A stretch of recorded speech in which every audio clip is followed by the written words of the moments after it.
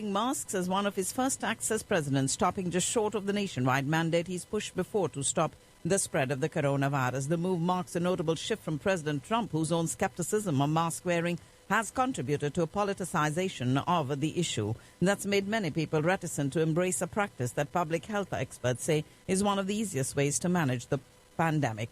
President-elect reiterated his call for lawmakers on Capitol Hill to pass a coronavirus aid bill and expressed support for the $900 billion compromise bill that a bipartisan group of lawmakers introduced this week. President-elect Joe Biden told CNN that he asked Dr. Anthony Fauci, the expert on the coronavirus pandemic, to become his chief medical advisor and part of his COVID-19 response team. President-elect said he would publicly take the vaccine himself to demonstrate its safety to the public and pledge to retain the nation's top advisor on the pandemic, Anthony Fauci, when he takes office next month.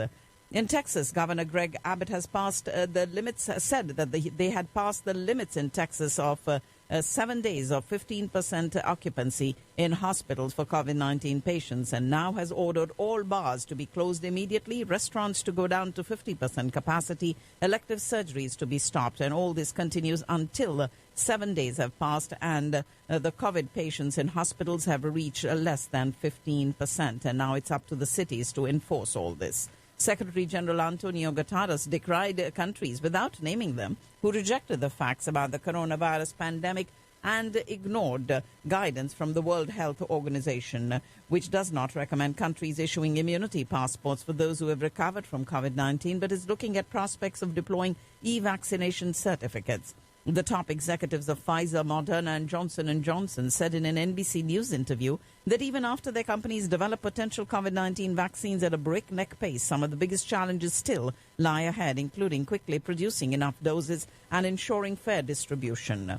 Britain hopes that millions of doses of the Pfizer-BioNTech COVID-19 vaccine will be delivered by the end of the year, but the total will depend on how quickly it can be manufactured. Vice President-elect Kamala Harris has named Tina Flournoy, a veteran Democratic strategist and aide to the Clintons, as her chief of staff.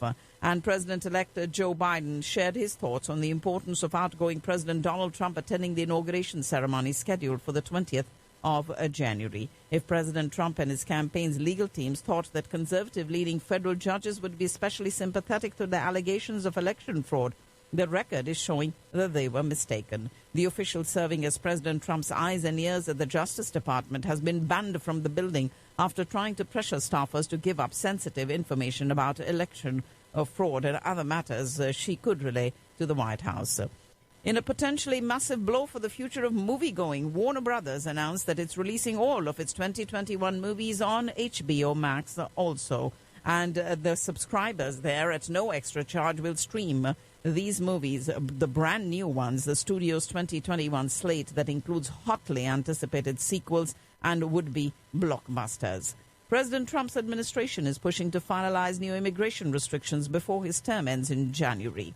And the Trump administration will temporarily draw down staff from the American embassy in Baghdad as the fast-approaching anniversary of the U.S. strike on Iranian General Qasem Soleimani brings concerns of retaliation. The United States imposed fresh Iran-related sanctions, blacklisting an entity and an individual as Washington continues to ramp up pressure on Tehran during President Trump's final months in office. Iran is unlikely to retaliate over the assassination of a prominent nuclear scientist before the inauguration of Joe Biden in case it jeopardizes any future sanctions relief. The Israeli government urged its citizens to avoid travel to the United Arab Emirates and Bahrain, citing threats of Iranian attacks. Israel edged closer towards a fourth national election in 2 years after Prime Minister Benjamin Netanyahu's main governing partner, Benny Gantz, backed an opposition move to dissolve parliament. And Azerbaijan said that at least 2,783 of its soldiers were killed during its recent conflict with ethnic Armenian forces over the enclave of Nagorno-Karabakh. And the United Nations said today that fighting continued in many parts of Ethiopia's Tigray region, complicating efforts to deliver humanitarian aid despite a deal granting the UN access to territory under federal control. Lebanon's Hezbollah said it is suing a former Christian lawmaker and a website affiliated with a Christian political party for defamation after they accused the Shiite militant group of being responsible for the devastating explosion at Beirut's port this summer. Qatar's foreign minister said that his energy-rich nation has been seeing some movements towards resolving the boycott of of Doha by 4 Arab nations. U.S. Secretary of State Mike Pompeo used his final NATO meeting this week to sharply criticize Turkey, saying its purchase of a Russian weapons system was a gift to Moscow. Turkish President Erdogan said he hoped France would soon get rid of President Macron, describing him as a burden on France, which was enduring dangerous times. The United Nations human rights chief lamented a deteriorating situation in Belarus and said today that reported beatings of protesters by security forces may in some cases amount to torture. The European Commission will take Bulgaria and Greece to the European Union Court of Justice after both countries breached air pollution limits for years despite multiple warnings. Ladies and gentlemen, you're listening to the World News on Radio Caravan. South Korea has recorded 629 new coronavirus cases over the past 24 hours, the highest daily tally in about 9 months. But Vietnam has agreed to allow some South Korean business people to travel between the two countries without having to complete mandatory 14-day anti-coronavirus quarantine. Hong Kong media tycoon and pro-democracy supporter Jimmy Lai has been charged with fraud and detained until a court hearing in April of next year. A court denied him bail yesterday over a charge relating to the illegal use of his company's premises. A diplomatic war of words between Australia and China over a graphic tweet seemed to finally cool as Australian Prime Minister Scott Morrison has struck a much more conciliatory tone. Beijing lashed out at a claim by the U.S. intelligence chief that China is the greatest threat to democracy and freedom worldwide, calling it a hodgepodge of lies. Beijing and Moscow have announced an expansion of their cooperation in space exploration and related technologies, boosting their alliance as the China-U.S. rivalry continues. Their cooperation announced during China's mission to land a spacecraft on the moon to collect rock and soil samples, advancing Beijing's claims to challenge the supremacy of the United States space program. Rohingya refugees must be able to make free and informed decisions about relocating to Bangladesh's Bhasan Char Island. This according to the United Nations Refugee Agency this morning as naval vessels began carrying some 1,600 towards the remote site. The UN High Commissioner for Refugees called on Bangladesh to uphold its commitment that relocation of Rohingya to the island will be voluntary. Authorities today sent the first group of more than 1,500 Rohingya refugees to this isolated island despite calls by human rights groups for a halt to that process.